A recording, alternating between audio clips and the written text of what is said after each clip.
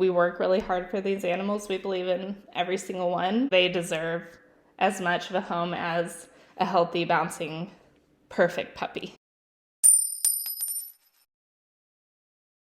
Welcome back. Today I am going to be filming a couple reaction videos, just getting ready for our move. I'm actually going to be moving up there this weekend, and so I want to have videos set while we get into next month. If you want some updates about what's going on in my personal life and work life and everything else, make sure to check out my vlogs. I am doing monthly vlogs, so they're gonna be a little bit longer. February was a pretty long one with not a lot of action, but a lot of talking. So if you're into that, definitely check that one out. Today we are going to react to another MrBeast video. I had said last time I reacted to him that I was being recommended a video called I Rescued 100 Abandoned Dogs. So that is going to be the one we are watching today. If you're new here, I am a vet tech at an animal shelter. I have been focused in shelter medicine the entirety of my career in this field. I have a lot of feelings about, you know, rescue dogs, stray animals, animal welfare systems, and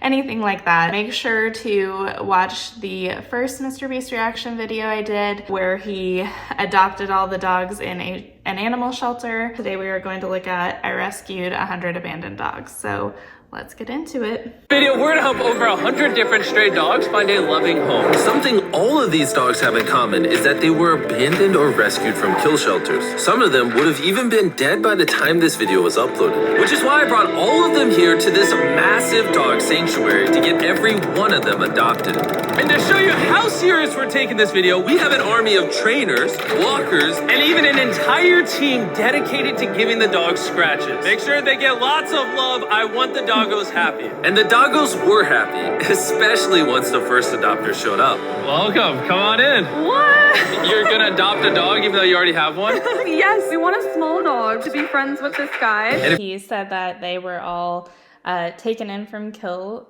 shelters. So that is a common thing that will happen. If you're not familiar with, you know, animal welfare jargon, which a kill shelter is not an adequate description of what they're talking about. When he says a kill shelter, is that this is an animal shelter that will euthanize for a number of reasons. Usually a kill shelter will euthanize for severe medical, severe behavior, time, and space. Again, I will also link my video to a basic rundown video that talks about the different kinds of animal shelters, but kill shelters will usually euthanize when they need more space, or when they don't have, or if those dogs have stayed there for a really long time and they're not getting adopted. Usually they will send out pleas to rescues to get them out instead of euthanizing them. Usually they will all go through the effort to do that before they do euthanize them, but they do have to put a time limit on that. They can't have them sitting forever waiting for a rescue or an adopter. It's nice to know that he took them out of kill shelters.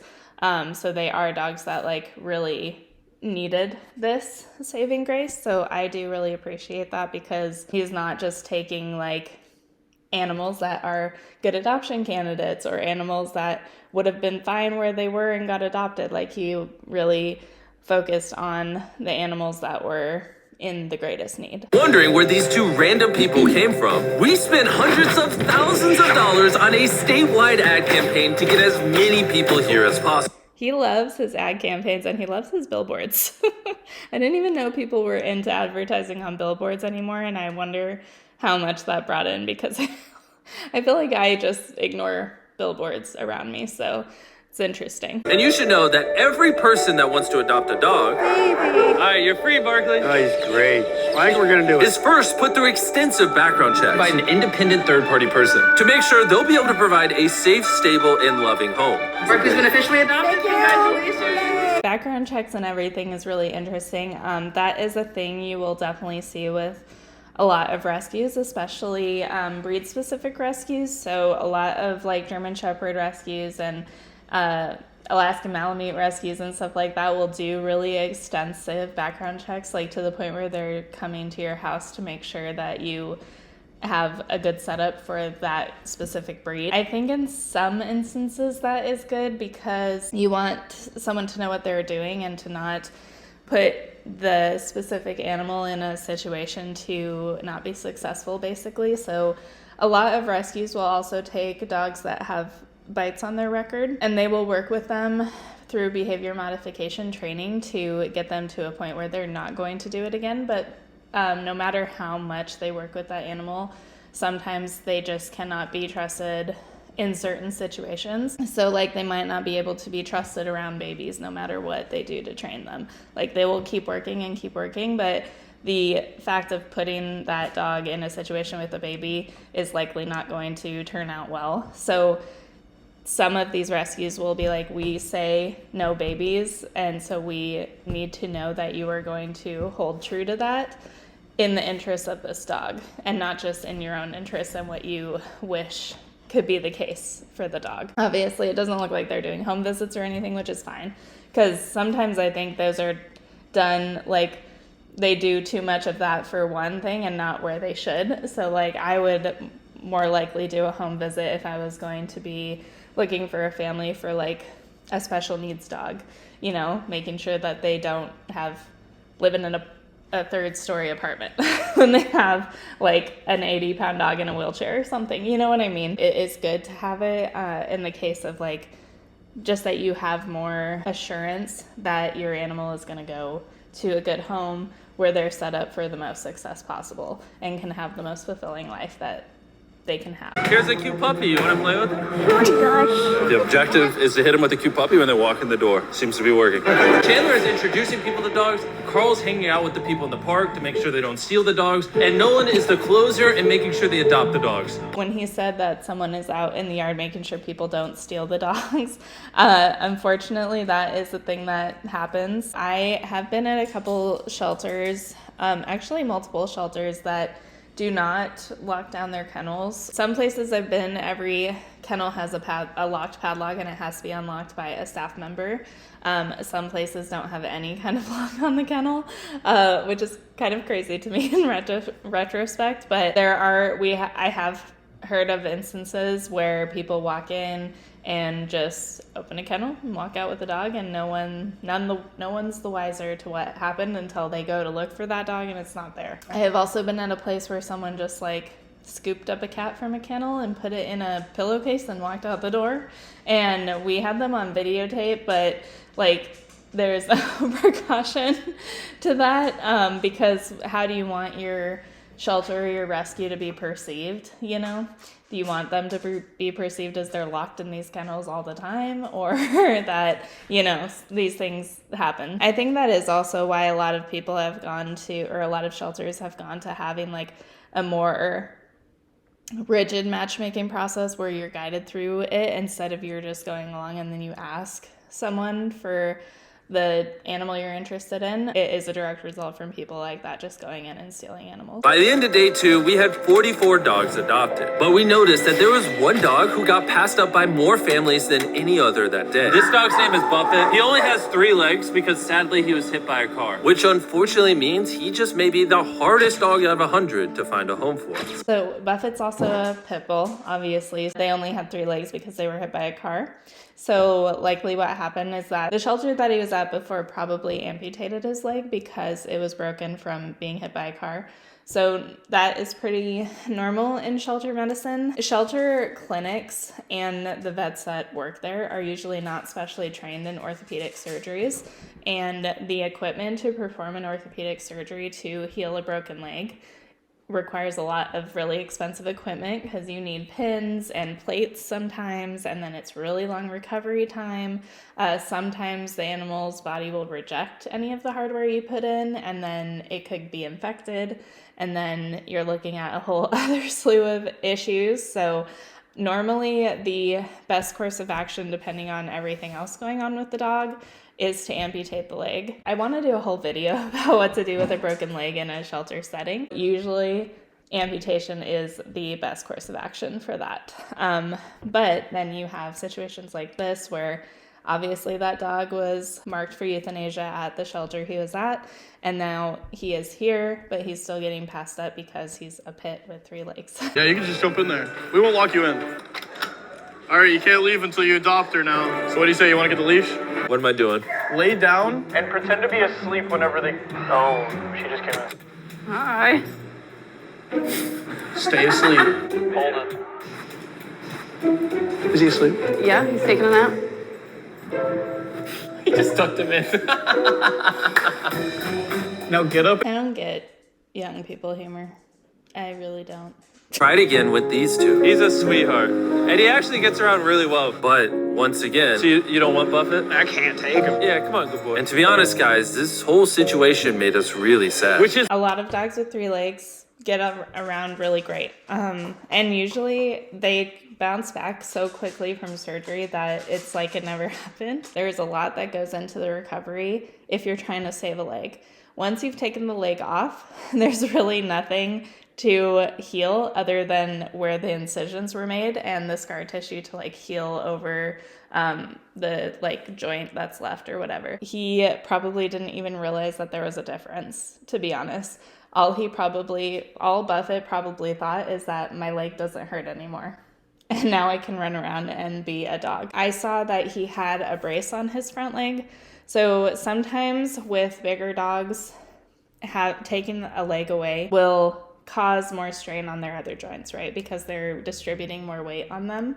And I wonder if he does kind of lean when he walks. So I wonder if he had something else going on from when he got hit by a car that's causing some early arthritis to happen in his wrist area.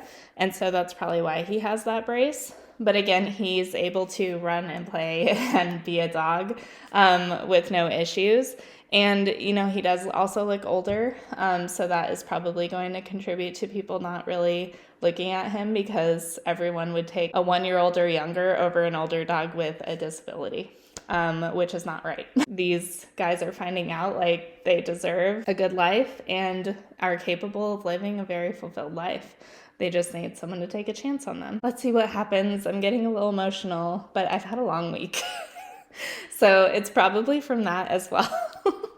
But this is also something that like, I think sometimes it's easier for me being in medical where I'm like, I know we've done what we could for the animal and this is the best choice for him, but then seeing them out on the adoption floor, like getting passed over is hard.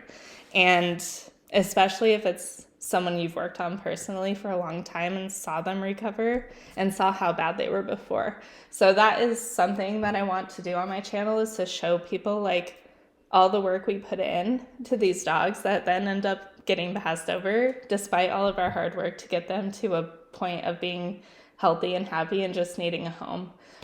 So I'm glad he's showing this. Want to show like the other side before it got to this point as far as medical stuff. So that's what I'm trying to do on my channel. I know it's a lot focused on parvo right now because that's what I do right now, but I have a ton of story times and stuff coming, so just wait for those. But that is one of the biggest goals I want to achieve with my channel, is to show people that we work really hard for these animals. We believe in every single one. They deserve as much of a home as a healthy, bouncing, perfect puppy. As you can see, all the younger dogs are adopted. People are just not looking to adopt older dogs as much. And since that's all we have left, the further we go, the harder this gets. Some of these dogs are from a facility called a kill shelter. And because they are unable to refuse any animals, they are often over capacity and have to put down their dogs to make space for more. But fortunately, that's not going to happen. And it was time for Dave's official initiation. This time, Dave's doing the adoption. Let's see how good of an actor he is. Dave, when they walk in, bark and woof to them as a dog. It's an everyday thing for me.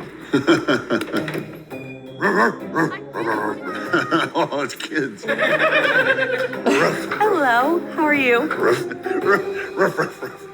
All right, you can stop. You can stop. I don't want to make it too hard on him. Idiots. Sorry for barking. But it seems like a lot of the ones left are pits. And yeah, I mean, that's the story.